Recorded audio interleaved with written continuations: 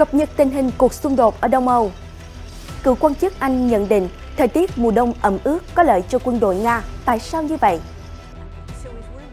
Mỹ nói Nga và Ukraine chuẩn bị phản công vào mùa xuân.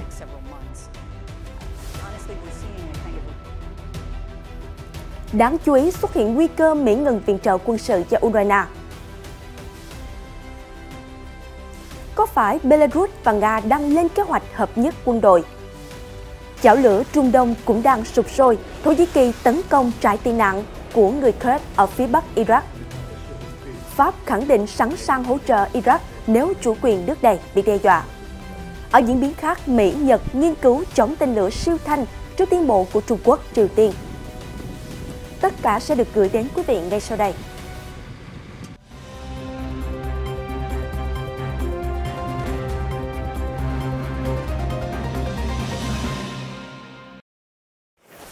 Xuân Ngọc chào mừng quý vị đến với chương trình Thời sự quốc tế, những diễn biến mới nhất liên quan đến cuộc xung đột giữa Nga và Ukraine, cùng nhiều tin tức đáng chú ý khác trên thế giới sẽ được gửi đến quý vị ngay sau đây.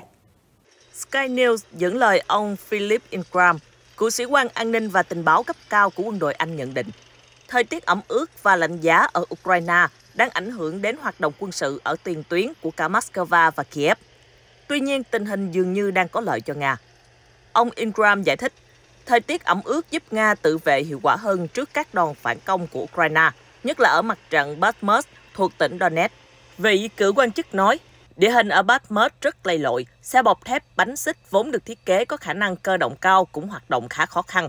Nếu Ukraine muốn triển khai đội hình thiết giáp, họ phải vượt qua địa hình bùn lầy. Diễn biến này giúp ích cho hoạt động phòng thủ của Nga ở thời điểm hiện tại.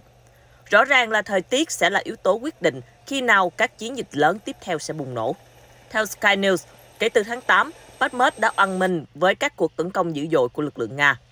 Trong cuộc họp công bố thông tin tình báo hôm 3 tháng 12, Bộ Quốc phòng Anh cho biết, Moscow tiếp tục dồn hỏa lực về khu vực dọc chiến tuyến gần Bakhmut, nỗ lực bao vây khu vực này.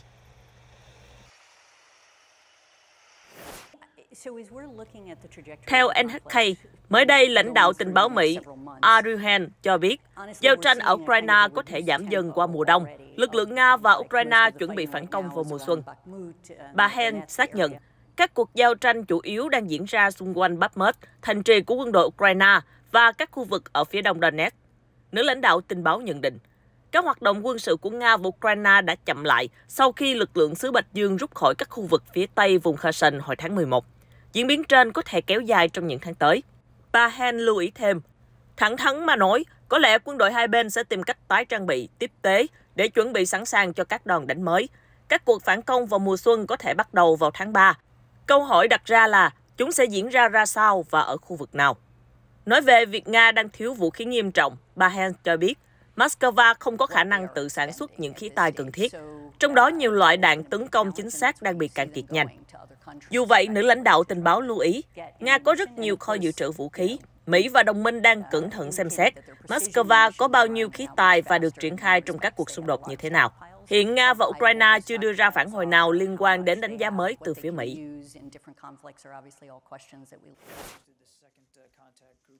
Giữa lúc dầu sôi lửa bỏng, hãng tin Sputnik cho biết, Mỹ có thể phải ngừng viện trợ cho Ukraine nếu Quốc hội không thông qua luật cả năm để tài trợ cho các chương trình quốc phòng và nhiều hoạt động khác của chính phủ. Hồi cuối tháng 11, Bộ trưởng Quốc phòng Hoa Kỳ Lloyd Austin đã hối thúc Quốc hội thông qua dự luật phân bổ ngân sách cả năm thay vì các giải pháp tạm thời. Theo ông, dự luật phân bổ dài hạn là cần thiết để triển khai các khoản đầu tư quan trọng vào cơ sở hạ tầng dân sự và nâng cao nguồn lực cạnh tranh với Trung Quốc. Mới đây, các quan chức Lầu Năm Góc đã soạn danh sách những hậu quả nghiêm trọng mà Washington có thể đối mặt nếu Quốc hội không thông qua luật chi tiêu tổng hợp cả năm. Trong đó có khả năng nguồn chi cho quốc phòng sẽ bị cắt giảm 29 tỷ đô la, tương đương giảm 3,7% so với đề xuất ngân sách của Tổng thống Mỹ Joe Biden. Mặc dù Lầu Năm Góc không quá lạ với cơ chế triển khai gói chi tiêu ngắn hạn, tuy nhiên nó ảnh hưởng rất nhiều đến các chương trình quốc phòng. Đặc biệt, một số quan chức còn lo ngại khả năng nỗ lực viện trợ quân sự cho Ukraine sẽ bị ảnh hưởng, vì chúng được lấy từ ngân sách cơ sở của Bộ Quốc phòng. Thứ trưởng Bộ Quốc phòng Michael McCord đánh giá, mặc dù phần lớn kinh phí viện trợ cho Ukraine đến từ các dự luật tài trợ bổ sung và có thể được triển khai dưới dạng giải pháp tạm thời, tuy nhiên nếu các nhà lập pháp không thông qua dự luật tài trợ hoặc luật viện trợ cho Ukraine, Lầu Năm Góc sẽ hết tiền cấp cho Kiev vào mùa xuân tới. Bản thân Mỹ cũng có thể đối mặt với vấn đề cải thiện cơ sở sản xuất xe tăng Abrams và lũ pháo kéo M777. Đây là hai khí tài được cấp cho Ukraine.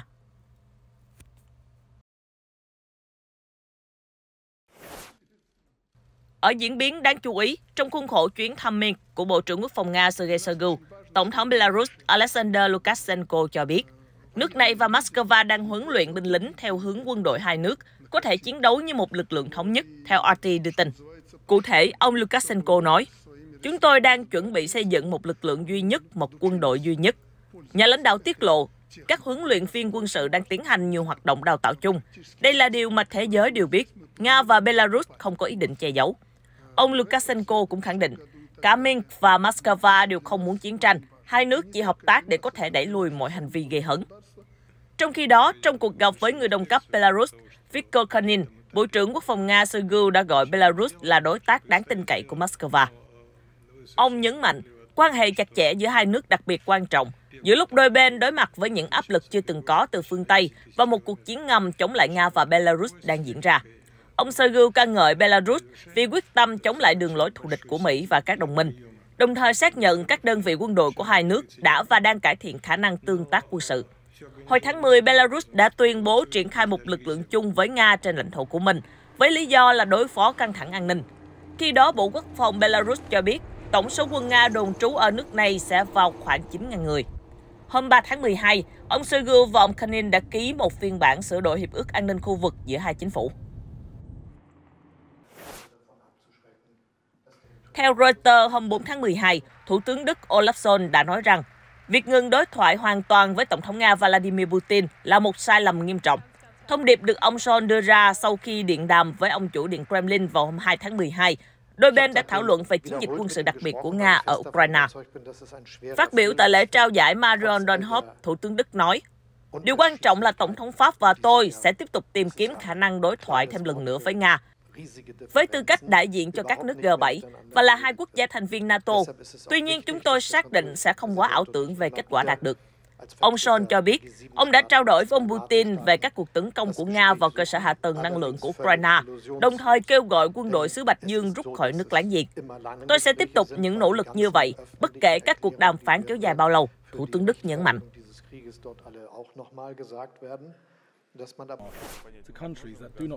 Ở diễn biến khác, Reuters dẫn lời Phó Thủ tướng Nga Alexander Novak khẳng định, quốc gia xuất khẩu dầu lớn thứ hai thế giới sẽ không bán dầu với mức giá trần mà phương Tây áp đặt, dù có phải cắt giảm sản lượng đi chăng nữa. Thông báo trên được Moscow đưa ra vào hôm 4 tháng 12, sau khi G7 và Úc đồng ý áp mức giá trần 60 đô một thùng đối với dầu thô vận chuyển bằng đường biển của Nga, đồng thời cấm các công ty vận chuyển và bảo hiểm xử lý các lô hàng dầu thô của Nga vượt quá mức trần. Được biết, đây là nỗ lực của phương Tây nhằm ngăn chặn Nga có nguồn thu khổng lồ từ việc bán dầu và ngăn giá dầu toàn cầu tăng vọt. Đồng thời, tạo áp lực cho Tổng thống Vladimir Putin do chiến dịch quân sự đặc biệt mà Moscow phát động ở Ukraine. Nga đã gọi việc áp mức giá trần là sự can thiệp thô bạo, cảnh báo điều này sẽ gây bất ổn cho thị trường năng lượng toàn cầu. Hồi tháng 9, Tổng thống Putin đã nói rằng ông có thể khiến châu Âu đóng băng bằng việc cắt nguồn cung năng lượng nếu mức giá trần được áp dụng. Hôm 4 tháng 12, Tổng thống Ukraine Volodymyr Zelensky đánh giá mức trần 60 đô la một thùng dầu của Nga chưa thực sự mạnh tay và ít có tác dụng trong việc thúc đẩy Nga chấm dứt xung đột ở Ukraine. Chuyển sang tin tức đáng chú ý khác, hãng tin Sahat của Iraq hôm 4 tháng 12 cho biết, một máy bay không người lái của Thổ Nhĩ Kỳ đã tấn công trại tị nạn của người Kurd gần thành phố Matmer ở phía bắc tỉnh Erbil của Iraq, chưa có cập nhật về thương vong và thiệt hại. Trại Matmer là nơi ở tạm của hàng trăm gia đình người Kurd chạy khỏi Thổ Nhĩ Kỳ từ nhiều năm trước. Ankara đã tuyên bố, Đảng Công nhân người Kurd đang dùng trại tị nạn làm cơ sở huấn luyện đơn vị mà Thổ Nhĩ Kỳ xem là lực lượng cực đoan. Trước đó, vào hôm 20 tháng 11, Thổ Nhĩ Kỳ đã tiến hành chiến dịch không kích ở miền Bắc Iraq và Syria. Hơn 50 tiêm kích và 20 máy bay không người lái đã tham gia chiến dịch này. Bộ Quốc phòng Thổ Nhĩ Kỳ mô tả, chiến dịch đã thành công mỹ mãn. Hoạt động quân sự xuyên biên giới này là đòn đáp trả vụ tấn công cực đoan vào hôm 13 tháng 11 ở Istanbul, khiến cho 6 người thiệt mạng và hơn 80 người bị thương. Chính quyền Thổ Nhĩ Kỳ đã cáo buộc Đảng Công nhân người Kurd và người Kurd ở Syria gây ra vụ việc. Hôm 5 tháng 12, TASS dẫn thông tin đăng tải trên trang web của Điện Elysee cho biết Tổng thống Pháp Emmanuel Macron đã điện đàm với Thủ tướng Iraq Mohamed al-Sudani. Trong đó, ông bày tỏ lo ngại về căng thẳng gia tăng ở Trung Đông, đồng thời tuyên bố sẵn sàng hỗ trợ Iraq nếu chủ quyền nước này bị đe dọa. Theo Điện Elysee, cuộc thảo luận giữa ông Macron và ông Sudani vừa qua chủ yếu tập trung vào tình hình khu vực. Hai nhà lãnh đạo đã thống nhất sẽ cùng Jordan chuẩn bị cho hội nghị thượng đỉnh tiếp theo thể thức Baghdad. Sự kiện sẽ diễn ra tại Amman trước cuối năm nay và quy tụ các nhà lãnh đạo trong khu vực cũng như Tổng thống Pháp. Ông Macron cũng mời Thủ tướng Iraq đến thăm Pháp vào đầu năm 2023.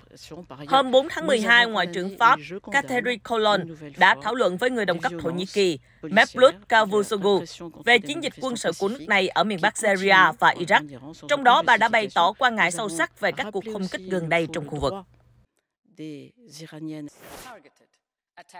Ở diễn biến khác, hôm 4 tháng 12, Chủ tịch Ủy ban châu Âu Ursula von der Leyen cho biết EU sẽ điều chỉnh các quy tắc viện trợ của mình để ngăn cản các nhà đầu tư rời thị trường sau khi Hoa Kỳ ban hành gói trợ cấp năng lượng xanh mới, theo Reuters đưa tin.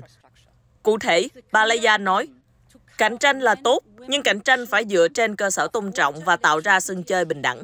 Nữ lãnh đạo nhấn mạnh, đạo luật giảm lạm phát của Mỹ sẽ thúc đẩy EU xem xét cải thiện các khuôn khổ viện trợ của mình và điều chỉnh chúng cho phù hợp với môi trường toàn cầu mới. EU đang lo ngại đạo luật giảm lạm phát với mức hỗ trợ 430 tỷ đô la, cung cấp các khoản giảm thuế hào phóng của Hoa Kỳ, có thể thu hút các doanh nghiệp EU, đồng thời gây bất lợi cho các công ty ở châu Âu, từ nhà sản xuất ô tô đến đơn vị phát triển công nghệ xanh. Theo hãng tin Sputnik, Nhật Bản và Hoa Kỳ đang cân nhắc hợp tác nghiên cứu về công nghệ đánh chặn vũ khí siêu thanh, giữa bối cảnh Trung Quốc và Triều Tiên đạt được nhiều tiến bộ trong lĩnh vực này. Vào năm 2023, Bộ Quốc phòng Nhật được cho là có kế hoạch bắt đầu nghiên cứu hệ thống đánh chặn tên lửa, có thể hoạt động ở độ cao mà thế hệ phòng thủ chống tên lửa hiện đại không thể đạt tới. Tokyo cần Washington hỗ trợ công nghệ, cho phép tên lửa thay đổi quỹ đạo khi bay và có thể điều động các mục tiêu siêu thanh trong quá trình tiếp cận ở tốc độ cực cao. Nếu hợp tác hiệu quả, các tên lửa đánh chặn dự kiến được Nhật triển khai trên các tàu khu trục trang bị hệ thống phòng thủ tên lửa và phòng không Aegis. Chúng sẽ chính thức được đưa vào hoạt động lần lượt vào năm 2027 và 2028. Được biết, thông tin về việc Tokyo tăng cường hợp tác nghiên cứu với Mỹ về vũ khí siêu thanh lần đầu tiên được công bố hồi tháng 1 năm nay. Khi đó, thì Ngoại trưởng Hoa Kỳ Antony Blinken đã xác nhận rằng Mỹ-Nhật đã ký kết thỏa thuận liên quan đến các công nghệ mới nổi, bao gồm AI, vũ khí năng lượng định hướng, điện toán lượng tử, vũ khí không gian và vũ khí chống tên lửa siêu thanh. Bộ trưởng Quốc phòng Nhật Bản Yasukazu Hamada và lãnh đạo Lầu Năm Góc Lloyd Austin được cho là đã thảo luận về vấn đề này trong cuộc họp vào tháng 9. Diễn biến trên xảy ra giữa lúc Trung Quốc trở thành quốc gia thứ hai trên thế giới trang bị hệ thống vũ khí siêu thanh với phương tiện lượng siêu thanh DFZF được giới thiệu vào năm 2019. Vào năm 2021 và đầu năm 2022, Cộng hòa Dân chủ Nhân dân Triều Tiên cũng đã chứng tỏ năng lực của mình trong lĩnh vực này. Hôm 4 tháng 12, quốc vương Bahrain Hamad bin Isa Al Khalifa đã gặp Tổng thống Isaac Herzog. Đây là chuyến thăm đầu tiên của một nguyên thủ quốc gia Israel đến vùng vịnh, kể từ khi Bahrain và Israel thiết lập quan hệ vào 2 năm trước và chính phủ liên minh cánh hữu nắm quyền ở cả hai quốc gia. Sau buổi lễ đón tiếp chính thức cấp nhà nước tại cung điện, ông Herzog đã nói với nhà vua Bahrain rằng Bahrain đang dẫn đầu tạo nên lịch sử tại khu vực mà người Do Thái và người Hồi giáo có thể chung sống hòa bình. Tổng thống Israel cũng đã hội đàm với Ngoại trưởng Abdulaziz Al-Yardan. Sau chuyến thăm Bahrain, ông Herzog sẽ đến thăm các tiểu vương quốc Ả Rập Thống Nhất UAE. UAE cũng đã bình thường hóa quan hệ với Israel nhờ vào các hiệp ước do Hoa Kỳ làm trung gian, được gọi là Hiệp định Abraham.